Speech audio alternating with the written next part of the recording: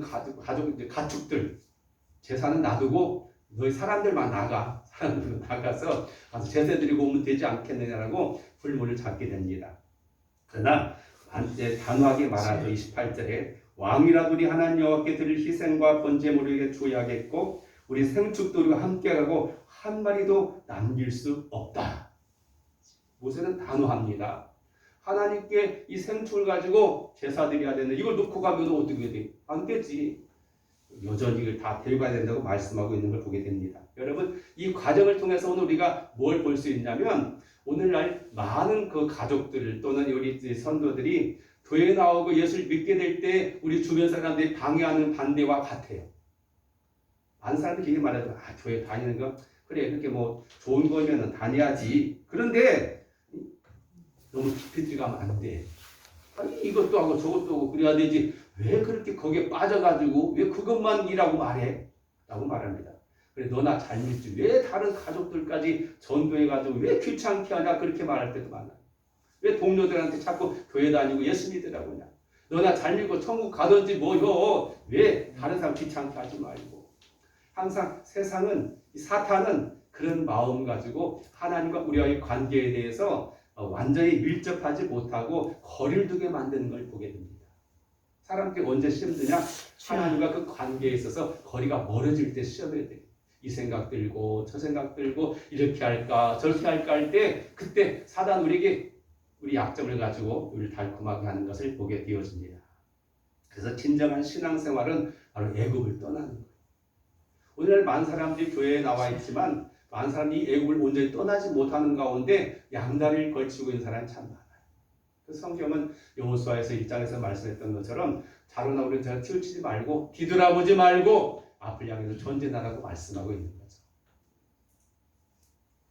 왜냐하면 그 보면은요, 그 격투기를 보면은 그 옛날에 권투 같은 걸 보면은요, 그 선수들 보면은 어떤 사람은 다리 양 다리 갖다 힘을 갖다 분배하는 데 있어서요 도망갈 생각해가지고 뒤에다 힘 주고 있는 사람이 있어요. 하고 물러만 가고 하는 거 보여요.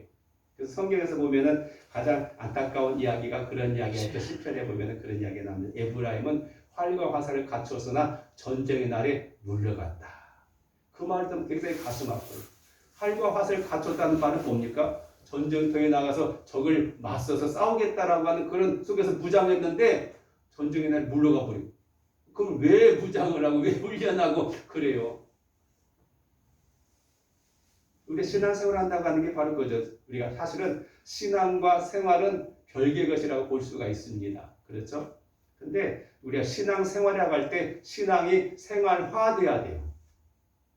하나님께서 받은 말씀과 하나님께 주신 여러 가지 삶의 기준들을 통해서 실생활 속에서 실천할 때 그것이 신앙생활이 되어지는 거죠. 근데 오늘날 대부분의 많은 사람들은 신앙과 생활이 분리되어 있어요. 신앙은 어디에 있어요? 예배당 안에. 생활은 어디에 있어요? 직장생활, 돈 버는 일, 이웃과의 관계 속에서는 거기는 하나님을 다 배제해버려요. 그냥. 우리 다 그런 게 아니고 일부는 그렇게 하고 계시는 걸 보게 됩니다. 그래서 다른 데 보면은 저분이 교회 다닌다고 그래? 교회 다녔어? 라고 말할 수밖에 없어요. 근데 우리가 신앙생활이라고 할 때 보면은 신앙생활이 되어진 사람들은 그 사람 어디든 저 사람 우리하고 좀 다른 사람이요. 이렇게 나갈 수밖에 없어요. 그러기 위해서는 어떻게 돼요? 애굽을 온전히 떠날 수가 있어야 돼요. 아멘. 그런데 애굽에 발을 붙이고 있어요. 왜냐하면 거기가 우리를 유혹하는 달콤한 것이 많이 있어요. 뿌리칠 수 없는 그런 여러 가지 끈끈한 끈들이 많이 있기 때문에 그렇다고 볼 수가 있겠습니다. 그래서 이걸 갖다 온전히 떠나기 위해서 어떻게 되냐? 모든 삶을 주께 맡겨야 돼요. 아멘. 그래서 성경에 보면은 사명을 받을 때 하나님의 부르심 속에서 보면은요, 뭐 어떻게 해요? 내가 책임지겠다고 말씀해요. 하나님께서 내가 너와 함께 하겠다. 어떤 어려움 속에 내가 너와 함께 하겠고 너를 구원하겠고 너의 그 꿈을 이루게 해주겠다고 하는 그런 약속의 말씀들이 그 가운데 있는 걸 보게 됩니다. 여러분 아무리 힘이 좋고 힘센 배라 할지라도요 항구에 그 밧줄이 연결되어져 있어요. 거친 바다로 가기 위해서 배는 만들어졌습니다. 그런데 그 줄이 항구에 메어져 있는 이상은 배가 나갈 수가 없어요. 오늘 많은 사람들이 그래요. 많은 비전도 있고 믿음도 있고 능력도 있고 가능성이 많은데 이 바다에 안 나가고 그냥 묶여져 있으면 안전하죠. 거기 항구는 나름대로 안전한 것이 편안한 것입니다. 그러나 그렇게 하고 있으면 배의 존재 가치가 이유가 없는 겁니다. 때로는 광야의 배를 타고 나가면 막 파도를 만날 수가 있고 거친 기후를 만날 수 있고 예상치 못했던 폭풍을 만날 수 있어요. 그러나 배의 존재 가치는 그 바다를 나갈 때 배가 필요할 수 있니? 그냥 항구에 가만히 있고 들어오면 배가 왜 있어야 돼? 왜 배가 필요합니까? 때때로 우리가 믿음 생활할 때 우리 부딪히는 많은 장애물들이 있어요. 우리가 제거해 나가야 될, 극복해 나가야 될 난관과 어려움들이 있습니다. 그것을 우리는 부딪히고 나아갈 필요가 있어요. 왜요? 하나님을 의지해서 그분의 말씀과 약속을 바라보면서 나아가는 것이 바로 애굽을 탈출하는 거라고 볼 수 있겠습니다. 두 번째 부분은요. 오늘 성경은 보면 이렇게 말합니다. 믿음으로 애굽을 떠나 그 다음에 왕의 노함을 무서워하지 아니하고 곧 보이지 아니하는 자를 보는 것 같이 하여 참았다. 아멘. 무슨 말이요? 보이지 않는 자를 보이는 것 같이 해서 참았다고 말하고 있어요. 어떤 의미에서 믿음 생활, 신앙 생활은요 신비라고도 볼 수가 있어요. 이 모세가 그랬던 것처럼 안 보이는 것 사람들이 볼 때는 없어. 아니야. 그거 거짓말 하지 마. 뭐 그런 게 하는 소리지. 그런데 우리 그걸 봐야 돼요. 그것이 확신해야 돼요. 아멘. 그래서 우리가 히브리서 11장 1절에 보면 믿음은 뭐라고요? 보이지 않는 것들의 증거다. 바라는 것들의 실상이다. 그게 말해요. 이게 믿음 생활 자체가 신비의 영역에 속해 있다고 볼 수가 있겠습니다. 이 말은 또 다른 말로 하면요. 바로 모세의 시선은 누굴 따랐다? 하나님만을 바라봤어요. 아멘. 어떤 사람 보니까 요즘 사람들 참 재미있는 표현을 많이 합니다. 그리고 어떤 사람 보니까요. 취미생활 안에 뭐라고 썼냐면은 멍 때리기. 요즘 그런 걸 많이 하는 멍 때리기. 그냥 하늘을 갖다 아무 생각 없이 하도 그냥 세상에 생각이 많고 답도 안 나오고 복잡하니까 그렇게 나름대로 자기 스트레스를 풀고 어떤 그 여유 시간을 갖는 하나의 그 심리적인 상태라고 볼 수가 있습니다. 그래서 그런 표현을 우리나라 말 재미있게 멍 때린다고 이렇게 말하는데요. 사실 그게 필요하긴 해요. 복잡해가지고 안 풀리는 문제 막 티봐야 머리만 아프지 답이 안 나올 때. 그런데 모세는요 멍 때린 것이 아니라 바로 하나님을 바라보는 거죠. 아멘. 하나님께서 살아계신다. 하나님께서 나와 함께 하신다. 하나님께 나에게 주신 말씀과 사명이 있다. 목표가 있다. 바로 그것이 내가 살아가야 될 이유라고 그는 생각했던 것이죠. 왜냐하면 정말 그럴 것 같아요. 이 모세가 이제 데리고 가야 될 이스라엘 백성들 보면은요 얼마나 마음이 왔다 갔다 한지 몰라. 처음에 하나님의 사명을 가지고 애굽 땅에 와가지고 그의 백성들과 장로들 모아놓고 하나님이 이런 말씀하셨고 이런 계획이 있고 이런 능력을 하면서 그들 보여줄 때 그들은 박수치며 환호해서 와 드디어 우리에게도 자유의 시간이 왔다. 드디어 우리에게도 이제 이 애굽 땅을 벗어날 수 있는 희망이 생겼다. 근데 그때 바로가 이스라엘 백성은 더 억압했어요. 더 힘들게 했어요. 그랬더니 그들이 곱지 않은 시선으로 당신 때문에 우리가 더 힘들게 됐어. 왜 우리한테 쓸데없는 짓 해가지고 왜 이 그렇지 않은 어려운 이 세상 힘들게 만들어. 모세와 아론에 대해서 원망과 불평했어. 그를 뒤로하고 그리고 완강하게 막강한 권력을 앞세워가지고 안 된다고 하는 바로 앞에 모세는 나아가서 내 백성을 내보내라고 요구해야 될 이 모세를 생각해 보면은 정말로 사면 초가라고 볼 수 있어요. 앞을 봐도 뒤를 봐도 어디 봐도 나갈 데가 없는 곳. 그때 그는 어딜 봐요? 저 위를 봐요. 하나님을 바라보고 하나님을 나아가는 그런 자세를 보게 됩니다. 그래요. 사실 굉장히 중요하다고 생각이 되었습니다. 그래서 성경은 그렇게 보이지 않는 자를 보는 것 같이 했다. 그렇게 말씀하고 있어요. 때때로 우리는 이 세상 살다 보면 어쩔 수 없이 죄를 범할 때가 있어. 크게 엄청난 죄는 아니고 사소한 것들, 요즘 흔히 말하는 경범죄라고 할 수 있는 이런 것들이 있습니다. 그때 하는 우리 생각은 뭐요? 하나님이 안 보신다고 생각하는 거죠. 항상 우리 하나님이 함께 하시기를 기대하고 있습니다. 그래서 시편 기자분 나의 모든 생각과 마음이 하나님께 상달되기를 원한다고 말하는데요. 저는 그 말씀을 묵상하면서 굉장히 고민이 돼요.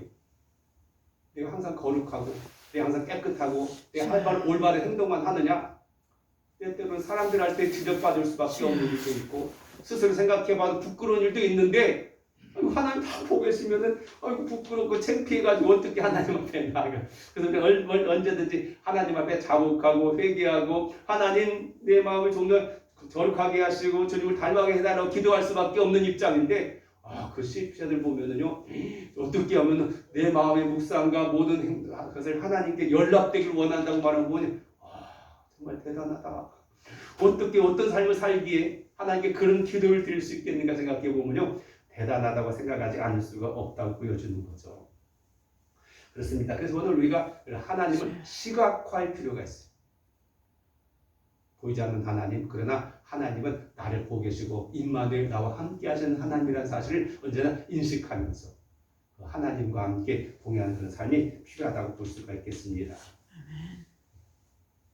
이에 대한 그 개혁자 칼빈의 삶의 신조가 뭐냐면 하나님 앞에서였다라고. 하나님 앞에서. 내가 지금 어디 있냐? 바로 하나님 앞에서 행한다. 하나님 앞에서 생각하고 하나님 앞에서 행동하고 하나님 앞에서 계획하고 하나님 앞에서 살아가고 있는 게 나의 현 주세라고 그는 말하고 있고 시편 기자는 이 하나님을 신뢰하기 때문에 이렇게 말합니다. 23편 4절에 보면 내가 사망의 음침한 골짜기로 다닐지라도 해를 두려워하지 않을 것은 주께서 나와 함께 하십니다 라고 말하고 있는 것이죠. 모세는 바로 이 하나님을 보았습니다. 그렇기 때문에 바로의 군대만을 보지 않고 고집센 이스라엘 백성 노예 근성에 빠져있는 이스라엘 백성만을 바라보지 않고 하나님을 바라보고 나아갈 때 이 사명의 그 믿음이 온전해질 수 있고 하나님의 사명을 감당할 수 있는 믿음이 되었다고 성경은 말하고 있는 것입니다. 오늘 우리도 마찬가지. 우리가 살아가는 가장 가까운 데서 많은 장애물들이 있습니다. 믿지 않는 가족들의 그 태클이 있습니다. 또 현 상황이라고 하는 그런 현 입장 속에서 부딪히는 많은 경제적인 문제, 사회적인 문제, 다양한 그런 문제들이 얽혀져 있어가지고 발목을 붙잡고 있어. 그거 바라보면 짜증나고 스트레스 쌓이고 그냥 그래서 감사와 기쁨은 어디 간 데 없고 아이고 또 오늘 이렇게 살 것인가 한숨만 나오고 탄식만 나오는 세상. 그때 우리는 어떻게 돼요? 눈을 두 하늘 바라야 돼요. 우리 하나님은 나를 사랑하시고 나와 함께 하시고 나를 위한 놀라운 그런 계획을 가지고 가시고 비전이 있다고 하는 그런 사실들을 우리가 바라보게 될 때 우리는 이 모든 것에서부터 내가 자유할 수 있고 우리는 나아갈 수 있어요. 그래서 우리가 찬송가처럼 그 어디나 토막이나 궁궐이나 하나님 나라를 이룰 수 있는 게 우리가 다가가야 될 그런 주님의 은혜의 곳이고 은혜의 나라라고 생각이 되어진다고 하는 것이죠. 세 번째 보면요. 우리가 참 믿음이란 뭐냐? 28절에 보니까 이렇게 말합니다. 믿음으로 유월절과 피 뿌리는 예식을 정하였으니 이는 장자를 멸하는 자로 그들 건드리지 않게 하려 하는 것이며 굉장히 중요한 말씀만 담겨 있죠. 믿음은 하나님의 구원의 방편을 내가 수용하는 것이다. 좀 어려운 말로면은 그렇게 표현할 수가 있습니다. 바로 우리가 10번째 재앙 이스라엘 백성들을 구원하는 데 있어서 애굽에서 내렸던 10번째 재앙이 뭡니까? 모든 장자의 생명을 끊는 것이었어요. 도저히 하나님께서 이 강박한 마음을 완전히 누그러뜨리고 하나님의 명령에 아멘 순종할 수 있게 만들 수는 이것밖에 없다고 생각하시고 난 다음에 모든 장자들의 생명을 끊어버리겠다고 말씀하십니다. 그런데 문제가 있었어요. 하나님 백성들은 어떻게 할 것인가? 그래서 하나님 백성들에게는 그 길에서 해결할 수 있는 방법을 주신 것이 바로 피 뿌림의 어린 양을 잡아서 인방과 문설주에 피 뿌리는 것을 하게끔 만들었던 거죠. 근데 그런 생각도 들어요. 만약 이스라엘 백성들이 그때 그날에 하나님 말씀을 모세의 말에 대해서 아이고 그런 거 어떻게 믿어? 믿음으로 행하지 않은 사람도 어떻게 했을까요? 애굽 사람과 똑같이 장자가 죽었을 거라고 믿습니다. 오늘 우리가 중요한 말이 있어요. 우리나라도 속담에도 보면요. 부뚜막에 소금도 집어넣어야지 유용하게 된다는 말이 있어요. 그렇잖아요. 지금이야 수많은 양념들이 있어가지고 소금 아닌 거 대체할 수 있는 게 많지만 옛날에 소금이 절대적인 것이었고 가장 귀한 것 아닙니까? 근데 부뚜막의 소금은 이미 내가 소유된 것이에요. 그러나 중요한 건 이걸 어떻게 넣느냐에 따라 음식의 맛이 달라져. 아무리 좋은 요리를 할지라도 많이 좋으니까 많이 집어넣어도 많이 집어넣어버리면 짜가지고 맛이 없어. 그다음 너무 싱겁게 넣으면 또 너무 싱거워가지고 제대로 된 맛이 안 나는 거죠. 무슨 말이냐? 하나님께서 우리를 위해서 예수 그리스도 이 땅에 보내주셨고 그를 통해 십자가의 보혈의 공로를 통해서 우리 죄를 용서해 주신다고 말씀하셨는데 이것을 알고만 있어가지고는 내게 아무런 도움이 안 돼. 죽어있는 지식이 될 수밖에 없어. 이것이 살아있는 그런 지식이 되기 위해서는 양을 잡아야 돼요. 죄 없는 양이지만 내가 살기 위해서 그를 잡아가지고 그 피를 문설주의 인방에 뿌려야 됩니다. 믿음의 행위라고 볼 수가 있습니다. 그렇게 할 때 하나님께는 그 믿음을 보시고 그 피를 보시고 순종하는 그 행동을 통해서 그의 가정을 어떻게 해서 유월이라는 말은 넘어갔다는 거예요. 이 재앙으로부터 이 유기로부터 이 사망으로부터 넘어갔다고 하니 바로 유월절이에요. 유월. 그래서 유월 절기가 되어진 건데요. 바로 그럴 때 진정한 구원이 그 땅에 임하게 됩니다. 사망의 위협에서부터 자유하게 되어지고 해방이 되어지는 거죠. 그러나 애굽 사람들이 그것을 몰랐기 때문에 모두가 다 죽을 수밖에 없어요. 애굽 사람 가운데서도 친한 이스라엘 백성이 있어가지고 유대인이 있어가지고 당신들도 이렇게 하면 살 수 있습니다 했으면은 그 사람도 벗어났어요. 왜냐하면 하나님의 사자가 무엇을 보고요? 피를 보고 넘어갔습니다. 피가 없는 가정은 들어가서 여지없이 장자들 다 죽었습니다. 그러나 피가 있는 그 집은 넘어버렸어요. 바로 이것이 오늘 우리가 중요한 거예요. 바로 우리 신앙생활에서 이 핏뿌림의 은혜가 있어요. 핏뿌림의 행위가 있어야 돼요. 하나님의 구원을 나의 구원으로 받아들여야 돼요. 그래서 그 구원을 내가 누리며 살아갈 때 우리의 진정한 자유와 평강이 우리 안에 있을 줄로 믿습니다. 아멘. 하나님 우리의 과거의 죄는 물론이거니와 현재의 죄와 미래의 죄까지 다 용서해 주셨다고 말씀하고 있습니다. 이것을 핏뿌림의 은혜를 통해서 내가 믿음으로 받아들인 사람과 그렇지 못한 사람 계속 교회 다니면서도 하나님 앞에 죄의식을 가지고 살아간 사람이 있어요. 자유하지 못해, 감사하지 못해, 기뻐하지 못해. 항상 난 죄인처럼 그렇게 살아가는 것, 이건 하나님 원하는 삶이야. 하나님께를 위해서 거대한 예수 그리스도의 그 프로젝트를 통해서 그분이 이 땅에 보내주셨고 십자가의 놀라운 은혜와 그의 권능을 통해서 우리를 용서해 주셨는데 다 씻어주고 해결해 주셨는데 여전히 우리가 그 은혜를 누리지 못하고 죄사함을 누리지 못하고 죄의식 가운데서 어떻게 하면 죄지면 어떻게 하지? 하나님께서 나를 알아주지 않으면 어떻게 하지? 불안한 마음으로 사는 것은 하나님의 은혜에 대한 우리의 잘못된 반응일 수밖에 없습니다. 하나님 우리가 기뻐하며 살기를 원합니다. 감사하는 삶을 살기를 원합니다. 그래서 정말 이스라엘 백성들이 떠나갈 때 당당하게 이웃들에게 손을 내밉니다. 야 너희도 우리 두려워먹었으니까 돈 내놔 해가지고요. 기금석들 다 받아가지고 그들과 당당히 떠나가게 되었죠. 도망간 자들이 아니었습니다. 바로 모세는 그런 하나님의 놀라운 은혜를 그들에게 선포했던 것을 볼 수 있겠습니다. 참으로 그래요. 사도행전 4장 11절을 보면요. 천하 인간에 우리의 구원 얻을 만한 다른 이름을 주신 적이 없다라고 말합니다. 바로 누구? 예수 그리스도. 그분이 유일한 구원자이십니다. 믿고 나아가는 그런 자세가 중요하다고 볼 수가 있습니다. 예수님께 처음으로 공생을 시작했을 때 침례하는 예수님 향해서 이렇게 말합니다. 보라! 세상 죄를 지우가는 하나님의 어린 양이다 라고 말씀하고 있습니다. 그렇습니다. 모세는 자기가 양을 치면서 양의 생리를 잘 알았습니다. 그리고 하나님께서 그 양을 통해서 양을 인도함을 통해서 이스라엘 백성 인도하시는 것처럼 할 때 그는 진정한 목자로서의 사역을 감당했던 것을 보게 됩니다. 그 파스칼이 이렇게 말합니다. 신앙이란 무엇이냐라고 하는 그런 주제 속에서 저는 그렇게 말합니다. 그것은 이성을 십자가에 못 박는 것이다. 오늘 우리 십자가에 못 박아야 될 것이 참 많아요. 우리 잘못된 자존심이나 고집이나 습관이나 그러다 또 한 가지고요. 이성도 못 박아요.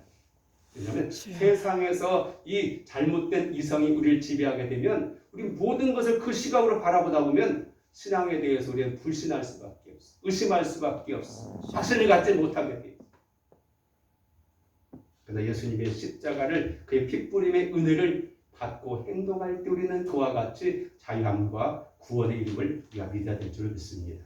여러분, 이 모세는 이와 같은 믿음을 통해서 이스라엘의 가장 위대한 사역 가운데 하나인 출애굽의 사역을 이루었다고 성경 우리에게 말씀하고 있는 것입니다. 오늘 우리는 모세는 아니지만 우리가 이 살린 삶의 현장 속에서 모세와 같은 그런 마음 자세로서 신앙생활을 한다고 한다면 하나님께서 기뻐하시고 우리를 통해서 놀라운 구원의 역사가 나타나실 것을 기대합니다. 기도드리겠습니다. 아멘. 사랑하시는 아버지 하나님 감사드립니다.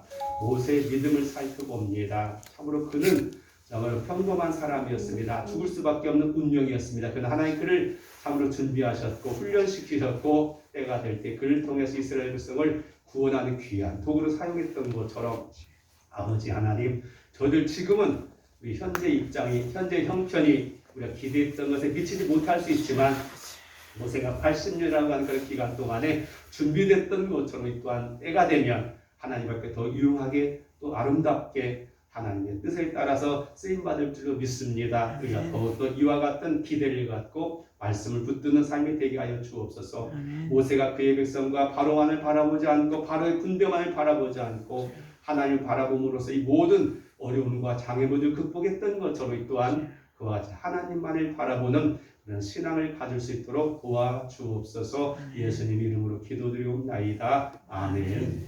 찬송은 287장을 함께 찬양하시겠습니다.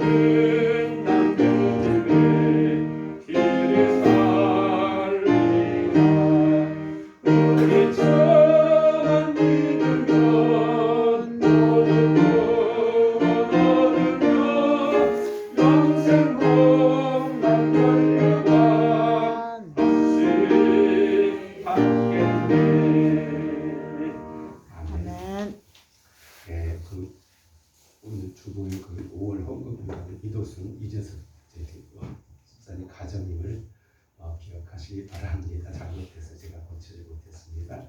헌금을 드리겠습니다. 백호동사는 11점 드리고요. 안익순 목사님 11점 했습니다. 이재석 이도순 목사님 가정 반성 이수영 가정 하나님의 사랑을 감사합니다. 강성수 양분이 성수 가정 저희 가정에서 감사드리겠습니다. 현재는 하나님께 감사기도 드리겠습니다.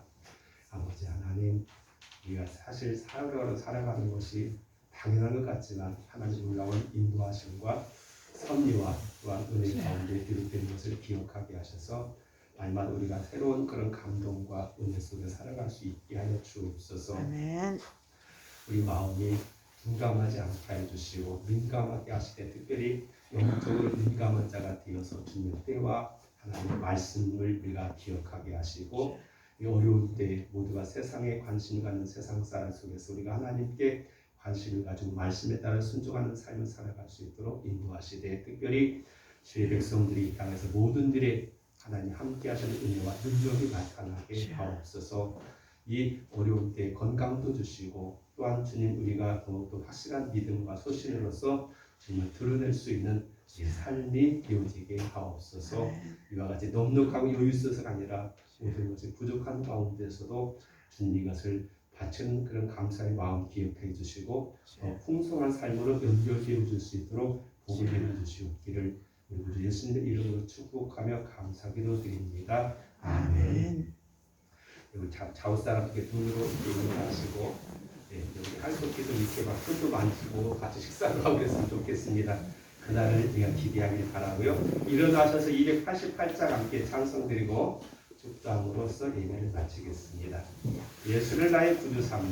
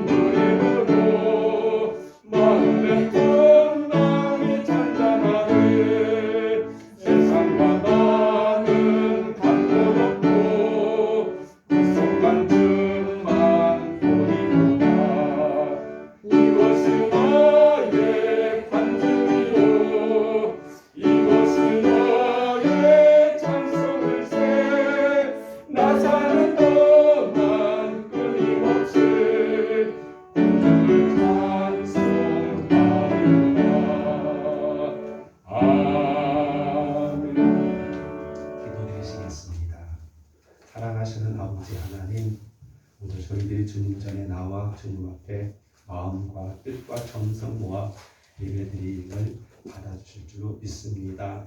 항상 우리 자신을 돌아보면 미숙한 것도 많고 허물도 많지만 자비하신 하나님, 긍휼에 풍성하신 하나님, 십자가의 보혈로 우리를 깨끗하게 하신 하나님 의지하여 우리가 항상 믿음을 예배드리오니 기꺼이 받아주시오. 우리가 미처 알지 못하고 바라지 못하는 것들을 우리가 꿈을 꾸게 하시고 기대하는 삶을 살게 하옵소서.